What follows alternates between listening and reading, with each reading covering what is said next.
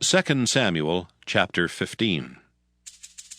And it came to pass after this that Absalom prepared him chariots and horses and 50 men to run before him. And Absalom rose up early and stood beside the way of the gate. And it was so that when any man that had a controversy came to the king for judgment, then Absalom called unto him and said, Of what city art thou? And he said, Thy servant is of one of the tribes of Israel. And Absalom said unto him, See, thy matters are good and right. But there is no man deputed of the king to hear thee. Absalom said moreover, Oh, that I were made judge in the land, that every man which hath any suit or cause might come unto me, and I would do him justice. And it was so that when any man came nigh to him to do him obeisance, he put forth his hand and took him and kissed him. And on this manner did Absalom to all Israel that came to the king for judgment. So Absalom stole the hearts of the men of Israel.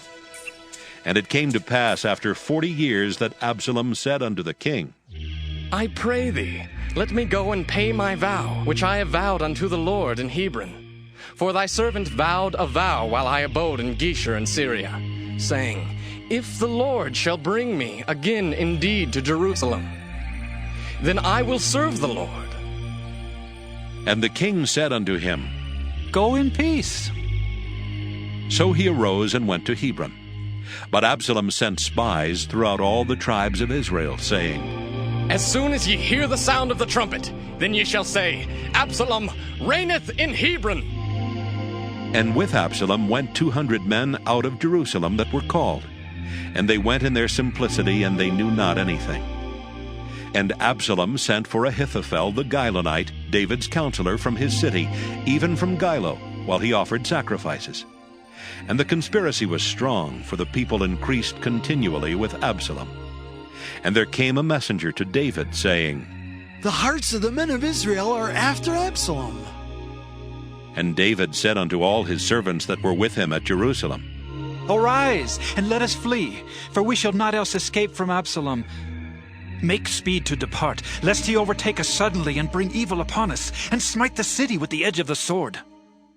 And the king's servants said unto the king, Behold, thy servants are ready to do whatsoever my lord the king shall appoint. And the king went forth, and all his household after him. And the king left 10 women which were concubines to keep the house. And the king went forth, and all the people after him, and tarried in a place that was far off. And all his servants passed on beside him, and all the Kerethites, and all the Pelethites, and all the Gittites, 600 men which came after him from Gath, passed on before the king. Then said the king to Ittai the Gittite, Wherefore goest thou also with us? Return to thy place, and abide with the king, for thou art a stranger and also an exile. Whereas thou camest but yesterday, should I this day make thee go up and down with us? Seeing I go whither I may, return thou, and take back thy brethren. Mercy and truth be with thee. And Ittai answered the king and said, As the Lord liveth, and as my lord the king liveth, surely in what place my lord the king shall be, whether in death or life, even there also will thy servant be. And David said to Ittai, Go, and pass over. And Ittai the Gittite passed over, and all his men, and all the little ones that were with him. And all the country wept with a loud voice, and all the people passed over.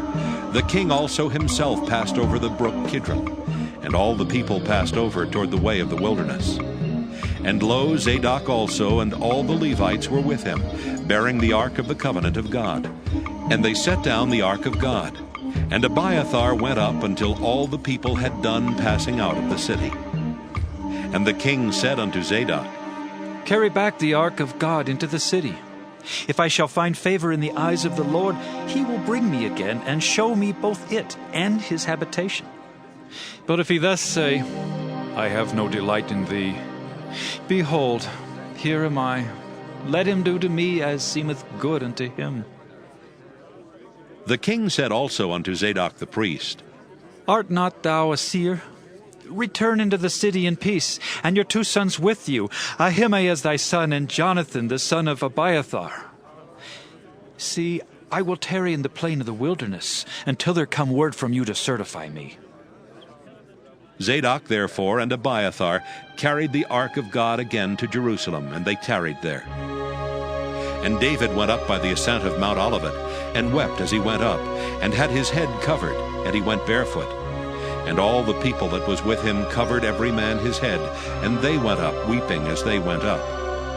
And one told David, saying, Ahithophel is among the conspirators with Absalom. And David said, O Lord, I pray thee, turn the counsel of Ahithophel into foolishness. And it came to pass that when David was come to the top of the mount where he worshipped God, behold, Hushai the Archite came to meet him with his coat rent and earth upon his head. Unto whom David said, If thou passest on with me, then thou shalt be a burden unto me. But if thou return to the city and say unto Absalom, I will be thy servant, O king, as I have been thy father's servant hitherto, so will I now also be thy servant. Then mayest thou for me defeat the counsel of Ahithophel. And hast thou not there with thee Zadok and Abiathar the priests?